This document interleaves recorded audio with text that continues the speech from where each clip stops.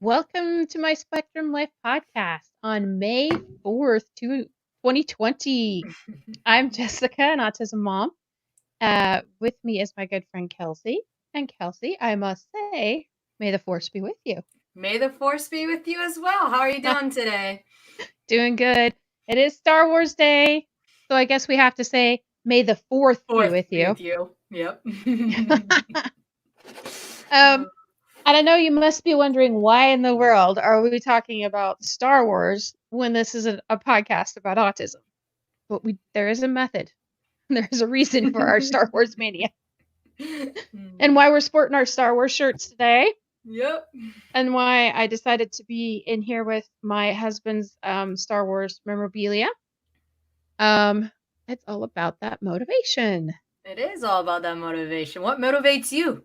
That's what we're going to be talking about today, and kind of talking about the different type of motivation. So with that said, Jess, what motivates you? What's been motivating you with being in this house right now and not being able to go out? And I hope everybody's doing well during COVID and really staying healthy. But what is motivating you? I just want to, right now, my biggest motivation is to finally get everything unpacked in my new house.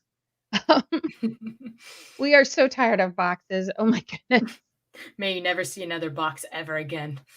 I know. That would be so nice. And unless it's filled with goodies that we ordered. I like those boxes. And good. how about you, Kelsey? What's your motivation right now? Coffee. Yes. No, it's actually coffee, and actually getting to see my kiddos one-on-one, and developing some of that relationships. I'm really enjoying that, and that's definitely motivating me. Oh, that's good. And there's some positive coming out of this, even though it's hard to see, I guess. So, I mean, hopefully, even years down the road, we'll see more and more how this time has helped us and motivated us to maybe some different directions. And yeah, anyway, so as I will keep going, as a registered behavior technician, that's right, correct? The RBT. Okay. Want to make sure I got that correct.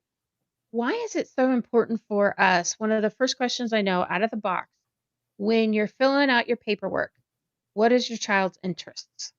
Right. Why is it important to let any sort of educator or doctor or therapist know what your child may be interested in? Good. I'm going to go ahead and tell you outside the box, and it kind of explain it. If Do you know the saying that they say, make sure you get a job that you can wake up to every day and love a job, and not go to a 9 to 5 job and hate it? Right. It's because it's what interests you. It's what motivates you. So what we need to know about the child, or the child that we're working with, we need to know, what are some of your favorite things? What motivates you? Because sometimes we're going to be teaching you something that is difficult to understand, or a difficult concept. And what it does is it allows us to give you that reinforcement that you're looking for and shape your behavior. But we're going to do it with your favorite things. We're going to do it with your fun activities. And that's natural, because if you find a job that you like, or activity that you like, you don't think you're learning, or you don't feel like it's a job. You're having fun. And us human beings are social. We like to have fun. We don't want to work. And that's the main reason. We really, really want to know what reinforces you, so we can shape some of that behavior for you to cope differently in the world, and be able to have those tools in your belt, and have those tools for that student or that child. Okay, so the motivation then comes from, we use that as a reinforcer. Now, there's kind of this argument going. Correct. She's smiling for a reason. Positive reinforcement versus bribery. What's the difference, and how can we use that?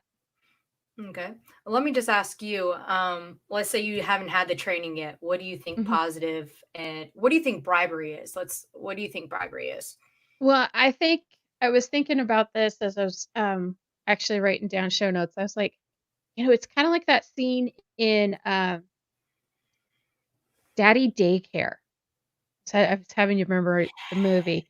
In Daddy Daycare, and they have this child that is screaming and screaming and screaming. And when not not Eddie Murphy's character, but the other character would grab him, reach in his pocket, and give him $1, then all of a Mhm. sudden his screaming would stop. Mhm. That to me is bribery. That's what I see as bribery. Mhm. So If you hadn't had the training, what do you think positive reinforcement is? Go back to your early years when you first heard the word. What did you think it was? at first I thought that I was always having to find something to give to my child. So I was having a hard time, before doing all this. I was having because Mhm. we also did um parent-child Mhm. interaction therapy. Mhm. So, I was like, "Okay, how in the world is this gonna work?" And I know it was really difficult when at first the only thing we were allowed to do was, like, say, "Good job," or "I like the way you're doing." And you had to totally change your mindset, and it was like, "Okay, I don't get I don't this. get How are we this. good at this?" And in a lot of ways that people can see that they don't quite understand it. And I'm going to go ahead and use your words. So you said bribery, saying Mhm. that, hey, here, I'm going to give you $1 for you to stop. Okay. So Right. you are negatively reinforcing that behavior. Okay. And I'll get Right. more into that. All right. And then positive reinforcement, you had to give your time. You had to Mhm. bribe them in some ways if you didn't understand. That's not what positive reinforcement is. Okay. Positive reinforcement, and I'm going to refer back to background story. Deborah Leach is huge in the autism community. She's Mhm. got her PhD in behavioral and autism, and she actually wrote a book, and it Okay. is called Bringing ABA into Your Inclusive Classroom. Okay. And we actually studied this book in one of her courses because I actually took her at Winthrop University when I got Oh, my nice. bachelor's. Nice. And she actually writes what positive reinforcement is. And I absolutely love Okay. her wording. So if you Mhm. don't mind, I'm going to go ahead and read it. For Okay. those who do get this book, it's on page 52 and it's actually labeled positive reinforcement. Oh, Okay. nice. Um, as we just stated, positive reinforcement is a behavior strategy that is often misinterpreted. So that key Okay. word is behavior strategy. Bribing Okay. is not a behavior strategy. It's Mm-mm. bribing. It's get away from me. I'm done. Yeah. Or I'm getting something out of you. Right. Okay. Mhm. Not a behavior strategy, but positive No. reinforcement is.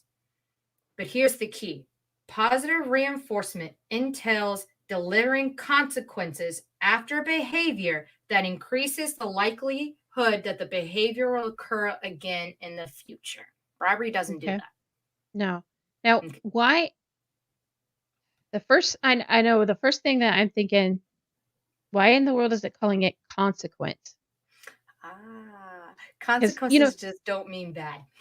yes, because we usually entail, when we go as a parent coming into any meetings and stuff, Mm, well, your child's behavior is, and you immediately have your guard up right. because you're not talking. I mean, that's one of the first things I had to get out of my brain when I was, starting to do therapy and stuff with Curtis once we found out his diagnosis.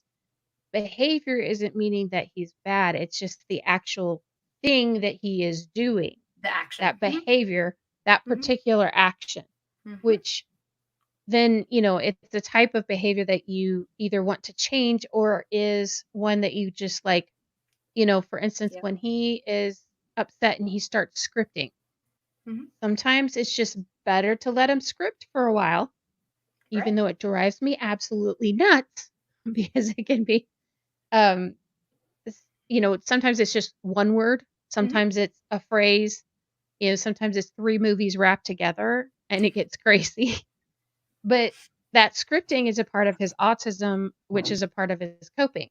And Right. so sometimes it's better to allow that behavior Hmm. so that he can get through it. Right. So I guess we have to first then decide that, okay, behavior just means the action that they're doing, and Correct. consequence can be either positive or negative. It's actually the reaction to the behavior.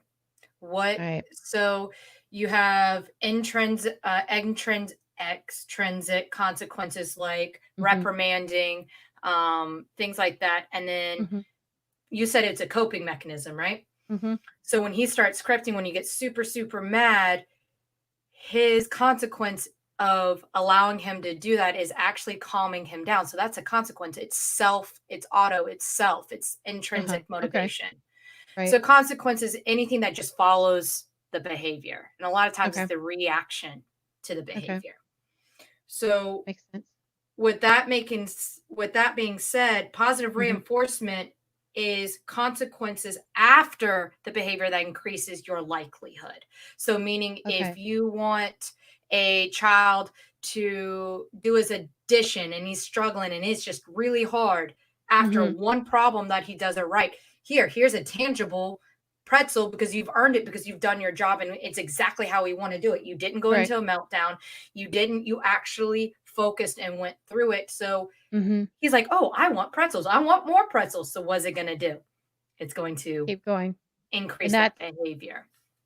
why we have to write down and let know what's going on and what is the motivator or the thing that they like Exactly. for that E- moment in time. Exactly. Exactly. And I just kind of want to keep going with this. Okay. It says if teachers indicate that positive reinforcement is not working, then they're actually saying that the consequences are not reinforcing for the student. Okay.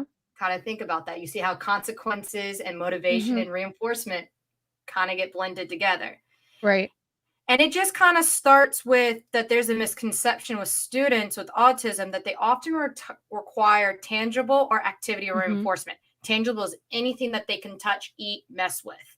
Okay. Okay. Activity would be computer time, baseball, outside, any activity that you can. Mhm. However, this is not always true. Um, Students Mhm. with ASD often respond well to social reinforcement and natural reinforcement. Going back to what you said, at first it's a different Okay. shape of thinking for you, right? Mhm. Well, why Yeah. are you telling my child good job? Why are you telling my child that I like the way you're doing? That's actually social reinforcement. It's natural. Okay. How many Yeah. times being with a friend we say, "Oh, I like that shirt. Oh, I really like how you responded to that." Or that's Mhm. very well written. Good Right. job. It's natural. That's natural and social Mhm. reinforcing, which can actually motivate a child, and it actually creates more intrinsic motivation Mhm. than intrinsic, which is your goal with kids. You Okay. actually want to have more intrinsic. Intrinsic meaning your internal, your motivation Okay. from within oneself. External is anything that's outside. So that could Right. be activity Okay. time. That could be what else? What are some of the other ones that we've seen? Com- Um, well, I know we used to earn minutes to play video games for Curtis right. or because that was, Hmm. or, go different things that he wanted to do or Hmm. activities, that he wanted to do. So those anything that would be the extrinsic, correct? Extrinsic. Good. Right, Mhm. that's right. And so intrinsic is your internal. So for example, Okay. let's say I actually love teaching. So I Mhm. wanted a teaching job. It's not a job to me because it motivates me from within. It's one of my passions. So Right. I'm already internally motivated.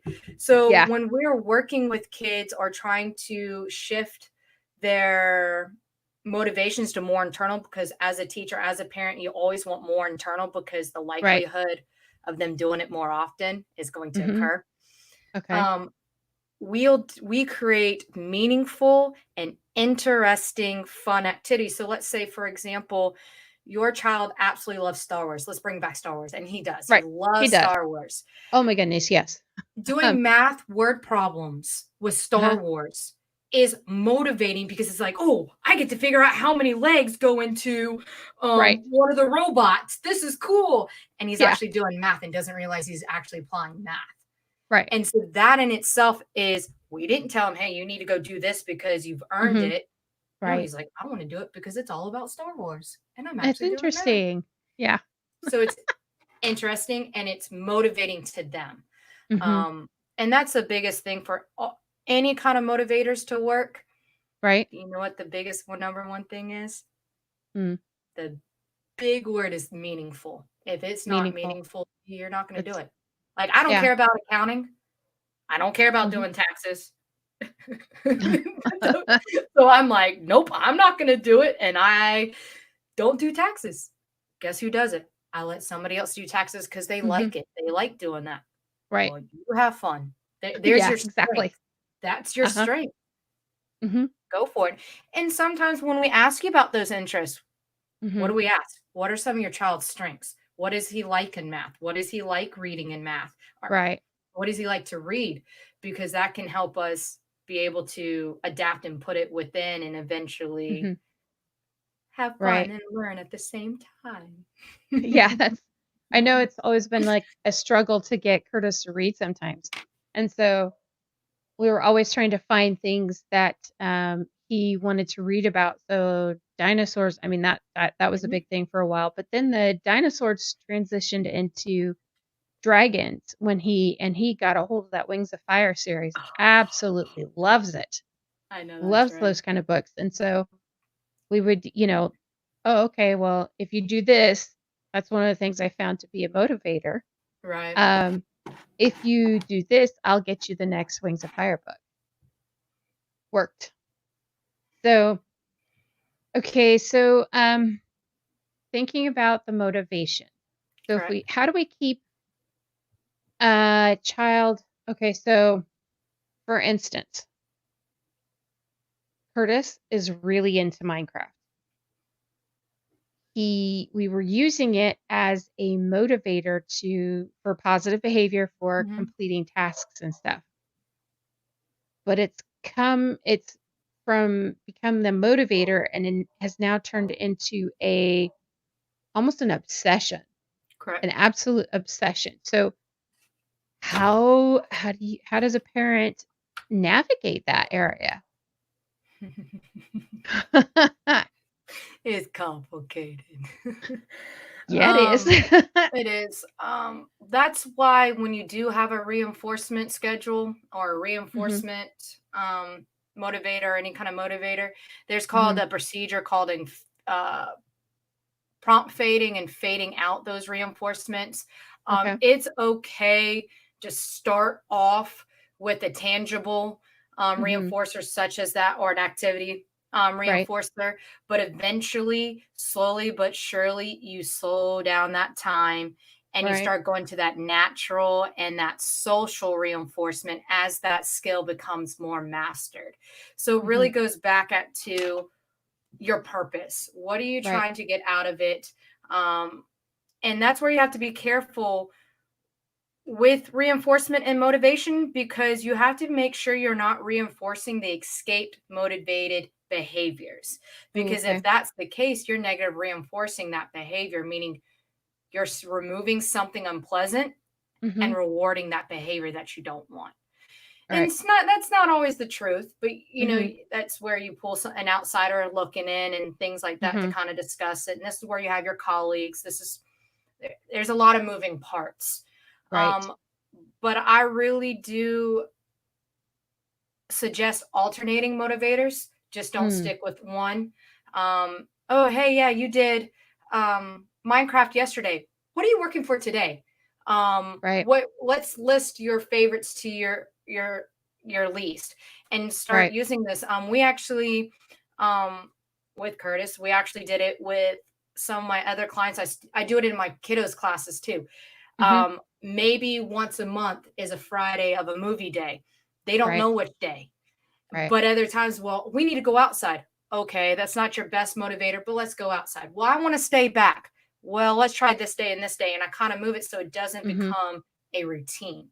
a And just, routine, okay, and that's where we have to know your least to mhm, your most rank reinforcer 'em, that day and kind of put you on a yeah. schedule. Yeah, I'm working on, revamping that as I am trying to do some of these things that I've learned in ABA without having ABA because I'm still trying to get services. And I know that's something that, while you wait for ABA services, it's hard to figure out what you can do to keep a child doing things that are beneficial rather than, hurting Right. themselves or Right. hurting others, going into constant meltdowns, that kind of thing. So having a list, I guess, of motivators that Mhm. you can switch up Mhm. is something that would be a good idea. Mhm. Yeah. Um, so I know that it's not just the kid we have to motivate. Correct. Us as parents, we have got to stay motivated. So in an ABA setting, what does, you know, parental involvement in the ABA setting, how much do you need the parents to be involved? What level? I know what the answer is, but I'm trying to get what does it look like for in an ABA setting for parental involvement to get the most out of the ABA therapy? Honestly, I think it's based on the dynamics of the kid. Mhm. Um, Sometimes you have too much, sometimes you have too less, but we really want a lot of parent involvement Right. because they're part of it. Because Mhm. we come and go. We Right. we have to teach the child just as much as you. It's a Mhm. shape. It's literally ABA is the shaping of your thinking and which causes your behavior to be different. So Right. it's literally the shaping of your thinking. Right. Um, so that being said, we want as much parent involvement, and involvement can just be open communication Mhm. sometimes. Just Right. saying, for example, hey, noticed that he got up 10 minutes later today. He may be Mhm. a little off, which Right. gives us the insight to, okay, I can't push them as hard today. I'm reading you a little bit because ABA therapists actually read their clients. We Right. read the parents, we read, and we're learned to pay an attention to these different readings because it gives us clues about how that day is going to go. It gives Right. us clue what might cause a meltdown. What do we push you that today? Because Mhm. they're humans. They are a Oh, yeah. child first. Mhm. And if you don't connect with them or motivate them just within your own relationship with them, Mm-mm. you're not going It doesn't. anywhere. Yeah, no, it doesn't. You're not. Yeah. So we encourage it. We love those who have open communication. We love those who also respect boundaries. Right. There's been times where a parent has stepped in and hasn't allowed us to put forth our own boundaries with this kid. Right. So when a parent steps in and this kid's having a meltdown, we just lost everything that we were working with that Mhm. child, even if it was negative, because sometimes you have to have some of those negatives to be able Right. to fix and Mhm. build that trust up. And sometimes parents step in too much. So having open communication and respecting those boundaries, because Mhm. there's been times where I'm like, I need help with the parents today because look, I'm even struggling on a personal level because we Right. bring our own baggage Oh, yeah. within, and you try not to, but we're Mhm. all humans It's and we yeah. bring it in. And they're like, Mhm. hey, so that's what I've taught. Like, for example, I've taught my kids, I have open relationship with my kids, Mhm. open communication, because when I teach in the classroom, I'm like, hey guys, I'm struggling because yesterday I just had a really rough night. I'm not going to go into details, but I had a really rough night. So if I seem a little quieter today, that's why. What has happened is my kids go, hey, Miss K, I really need help with this. I have a headache or I have this and this going on in my life. Do Right. you mind if you take it easy on me today? And I'll tell them yes or no because Mhm. they give me that same respect, but I'm giving that same respect. And that goes along with the parents as well. Mhm. So, So, yeah, so that would translate the same in education as well, would you mhm, say? mhm, Okay.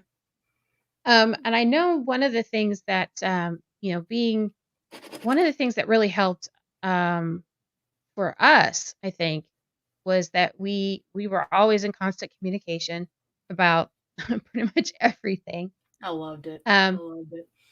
we tried, I mean, for education for a while, I was emailing, you know, specific staff members when he was at a brick and mortar almost daily, Mhm, how Curtis even slept. right. And one of the things that I still email even though we do the virtual schooling, I still email teachers a lot about what's going Mhm. on with Curtis, if we're facing this, what's going on. Mhm. Um, for instance, in his language arts class, we are going through a book that has so much, it's rich in figurative and descriptive language, but the idioms, oh my goodness, they're so regional. It's not even funny. And he's like, I don't get this.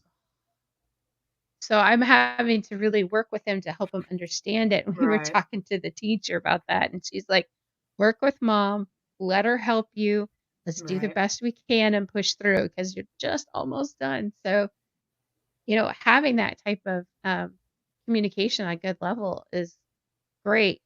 Now, one of the things I've seen, the other thing that is like paramount is consistency.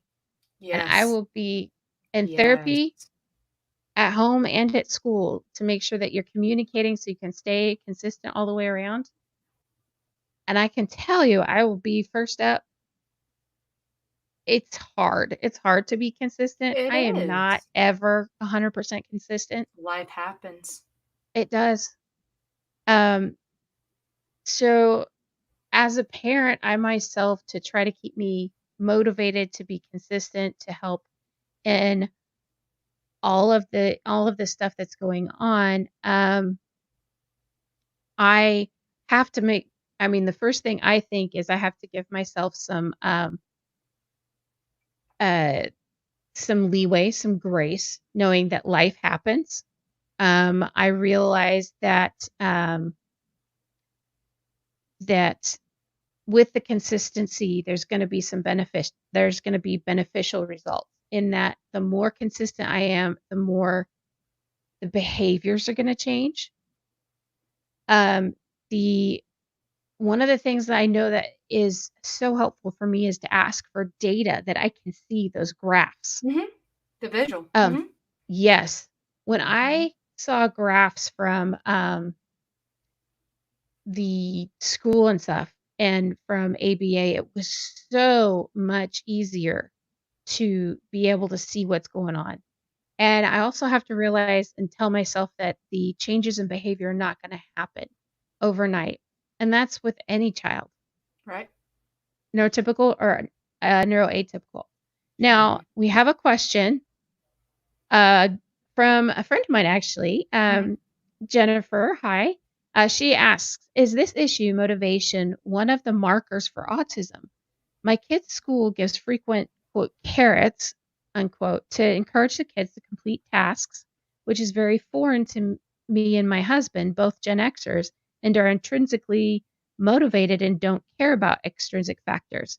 My kid doesn't have the ASD diagnosis yet, but so many traits are coming out much more strongly during the quarantine. Thanks, ladies." Ooh, that's a tough one. Uh Yeah, Go I can for answer. it, Kelsey. Uh, according to the DMS-5, Mhm, motivation is not a marker for autism, mhm. just because it's not a marker for any diagnosis, actually, or medical or Right, educational diagnosis. Motivation is more a consequence right. to encourage or decourage a behavior that you're Mhm. actually wanting to increase or decrease. Uh-huh, With that being said, with the studies of education and how I've gone through the studies of education, we actually had to study some psychology and uh-huh. understand. Right. Jennifer, I don't know how old your kid is. However, intrinsic motivation Mhm. is taught. It's not, or it's not taught. Excuse me. Intrinsic motivation is not taught. Right. It's actually a developed skill over the Mhm. years. And so it's easier to, yeah, he's Not nine and a okay, half. so That's he's awesome. right, okay. So she replied back and he's 9.5, which is about right. This is about where you're Mhm. going to see that intrinsic motivation. And some kids don't have it, which Right, is okay. It's why I really dislike telling kids that they're lazy because it's not, it's just a skill that they have not perfected and it's right. very hard to teach. Yes, it Um, is. very hard to teach. And so some kids are just more Mhm. intrinsic motivated and just want more of those activities. I will um it does goes with executive functioning Oh, deficit. yes. Yes. Yes. Executive yes, that's a biggie. Oh my goodness. I think we just Yes. found another topic. Executive functioning deficit It goes is underneath that big. umbrella. It does. Mhm. And so it just there's you could put two people are people in three separate categories. One who has a balance of Uh-huh. both. Uh-huh. Ones who have more intrinsic and one who has more intrinsic. Those who Uh-huh. tend to have intrinsic um, motivation tend to be the ones who work from home and they don't have it. I love Mhm. teaching because I love the social interaction react social Interaction. right, correct. And I love being around people. That's Uh-huh. intrinsic. Like so that's Mhm. my motivator. That's Right. so there's different ones and that's why it's not really characteristic of the DMS5, but it's Right. again a 2-year-old is not going to have intrinsic motivation Mhm. whereas maybe a 16-year-old is, and that's why you see the different, I'm going in on a tangent, but that's why you see the different levels of work Mhm. for students. That's why you see with everything floating around from the state of Department of South Carolina, where I live, they say Right. you only want 1 to 2 hours for K through 5 middle school, 3 to 4 hours of work, and then high school, maybe 5 or 6, because that's all you can handle. And that's just Right. motivation, and that's your own. It's going more into Mhm. the psychology side of it. I hope Mhm. that answers your question, Jennifer. I think as Jennifer said, or Jennifer, wow, as Jessica said, I really do think that's going to be our next topic, or maybe one of Oh, our yeah. podcasts for executive functioning deficits. That's a good That's one. that's a huge one.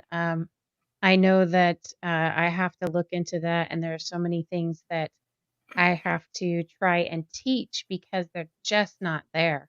Um, but and that's one of those things that you have to work on, and those motivation factors can help Mm-hmm. with. Mm-hmm. And, being, consistent across the board with your therapies and wherever you go. Right. Because one of the, using the proper motivators and having, I know what it was a while ago when we were still in South Carolina, we used Mm-hmm. to have a behavioral contract that we would, this Correct. is, yeah, this is kind of a protocol that we did, and it exemplifies why consistency across the board wherever you go is really Mm-hmm. important, and has taught some of these skills. Um, and I this may fall under executive. I'm not executive functioning. You can tell me when I get done with my little story here. Anyway, so we would have to sign a behavioral contract. Um, You'd have to say, I'm going to do these things. And if I do these things, then I will get X, Y, and Z. But we had a little board for tokens. And so I would go into church and I would give the token board, or I would check in with I would either give the token board or I would check in with the teachers following Sunday school and then following church service. Um, I mean, because you can't really give a token board to a teacher at school. Mm-hmm. That didn't work. Um, but knowing we kind of all stayed on the same kind of idea with something as a token board. They were using a token system at school, and so I used it at home, and then we used it at church. And before we, would get out, I would check with his teachers, and they would tell me yes or no. He would at school, they had some farm animals, and so one of Mm-hmm. his things was to go and visit the farm animals. Um, at church, if he got all of his tokens and we go home and he'd watch, a certain movie or whatever. And when we were able to use that kind of a system all across the board, it set him up for success Right. and has gotten some things. And even though I would currently say that Curtis has digressed, he Mm-hmm. still, even though he's digressed a little bit, he still has the capability of using his words to tell us you were not specific enough or you didn't do Right. this. I need this. And it's like, Mm-hmm. oh, yeah, I should do that. thank you for telling me." So he's able to even verbalize that now, That's which is awesome. a huge Huge. it is huge. And those are the kind of things that as parents, it may seem like, the most minor, insignificant thing, But it's but as major. it is major, and so that's one of the Yep. things that we have to take as parents, um, that there was I mean, something that seems minor to the outside world, it's a major victory for us, and so we have to be thankful for those, and that's those things that I'm like, "Yes, that's a motivator right there." That's my parental motivator is to see these positives, and sometimes, it does take a teacher or a therapist to draw a graph to show me, yeah, he's making progress. And Right. so those are big motivators for me in therapies and such. Yeah, I like that. And just kind of go in a little bit more depth from what I'm hearing, how you talk about is you are able to keep open communication about your child. Mhm. And you're able to realize that your kid has behaviors, but he's not a bad kid. Mhm. And I really do think that sometimes in the educational field, I'm not blaming anybody, but I think that there's a misconception Mhm. when we talk about having to put a behavior goal on an IEP or have to Mhm. put some of your behaviors on a behavior contract. It doesn't mean your kid is bad. It Right. literally means we need that data. We need Mhm. to show what are his motivators, what is his reinforcers, what we Mhm. actually have to have a plan in place to keep that consistency in the gen ed Mhm. courses, in the safe Right. contain, to be able to put this in a nice formal document to send over to your other therapies. And it's just, Mhm. I struggle with that with parents a lot. Right. With my 3 years of teaching, I've talked to some of my colleagues and even when some of my colleagues have stated that there's a misconception that there's not enough open Oh, communication yeah. between Mhm. parents. Um, and she ended up saying too is that some of the parents are not motivated to be involved as much just because Mhm. the school has taken over so much to teach. Yeah. Um, and I see that a good bit. Mhm. Yeah. Oh, she's Thank you, Jennifer. I will let him know. That's awesome progress. I have always worried too about when the endless list of what maybe bribes or positive reinforcers would end. Mhm. Just because I didn't want to break the bank with all the tangibles. Right, Um, so right. that's one of the things I would talk to my ABA, my BCBA about, make sure that we could eventually cycle these And that's what tangibles, you the wanna do. yeah, to back to where, we're at a point now that, Curtis understands he has to get everything done for the day, and he'll specifically ask, "What do I have to get done for today?" And we write his list out, and he knows, "Okay, when I finish this list and I get my chores done, then I can do video games if I've earned it." And so I don't have to necessarily, Right.